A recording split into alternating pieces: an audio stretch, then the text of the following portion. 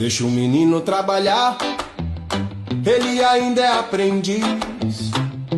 Antes limpava bosta de elefante, hoje vive do que sempre quis. Saiu de baixo, saiu do chão, foi correndo atrás do pão.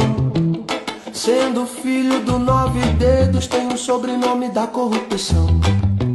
Tem denúncia, tem jornal, tem CPI pra investigar. Ele supostamente tirou uns trocados dos aposentados. Deixa passar, deixa o menino trabalhar. Deixa o menino